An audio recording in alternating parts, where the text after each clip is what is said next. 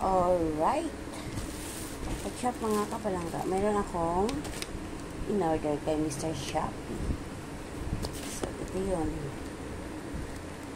Yan. Gamit dito sa bahay kasi dapat kahapon pa ito dumating eh. Ay, walang mag-receive kahapon. Kaya open natin. So, panggamit dito sa loob ng bahay. Nasira na kasi yung dati kong ganito.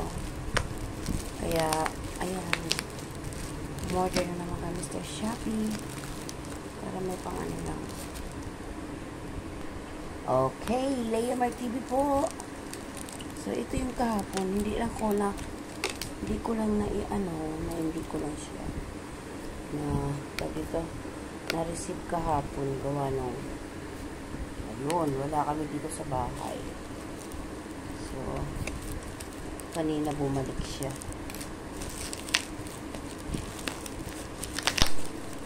So, open lang natin. Nasira ang aking stand ng aking cellphone na ginagamit sa pagla-live. Ay, nakukuhay.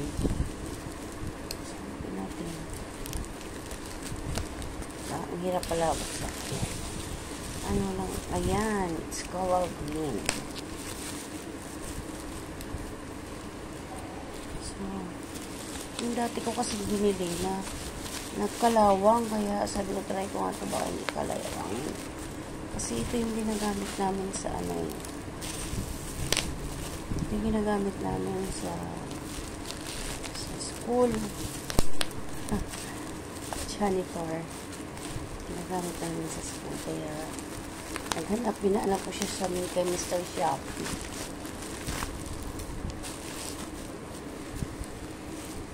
Ang hirap naman ito. Ayan. Ang hirap mga kapalangga i-open. Ang kapal ng kanyang balot kasi yung order ko dati sa kanila nabasag. Kaya ayan, siguro binalot na talaga nila ng matindi. Matinding pagkabalot. Ayan siya. So, ito na lang natin siya sa kanyang plastic. Hugutin. Ayun. So, ito yun siya mga kapalangga. Pwede pag ginamit lang ito namin ganyan. Pag ginano mo siya sa sahig. Ganun lang. Diba? Tapos pag ginano mo siya sa tubig, iniikot mo lang niya ganyan. Sana all. May nagpapaikot. So, ayan na. So, ayan. Tapos,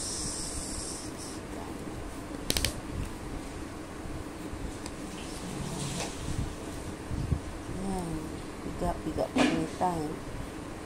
Kapag inano mo naman, ito pala kailangan na mga kapalangga yun, no? Kapag inikot mo, para mapiga mo siya ng maayos, mo talaga ito, i-adjust mo ito. Tapos pagkatapos mo na mapiga, yan. Ito lang ito pa, diba?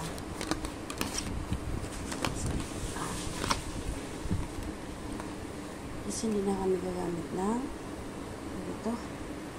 yung basahan, yung tinitwist yung niro, yung pinipiga-piga. Dati meron ako ng kaso siya, mahaba naman siya.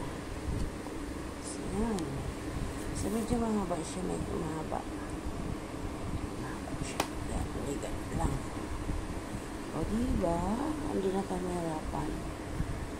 So, ayan na. Hindi ko siya pinapromote, pero maganda siya kasi pag piniga mo ganun na. Diba?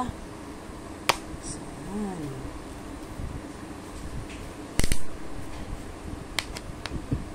May lock pala siya dito, may lock.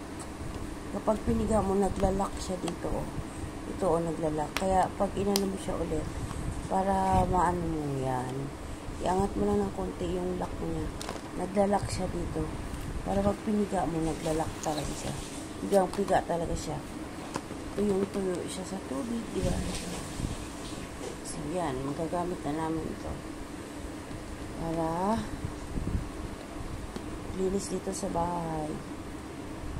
O, diba?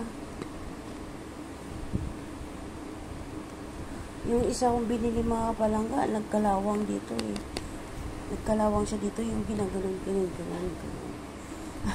Ganon talaga. Pinipush ito, twist. Yung una ko nabili pinupost, kaso lang, maganda rin sana yung kaso lang kinalawang. So, ayan na mga kapalangga. Hanggang dito na lang. Mahaba naman siya eh.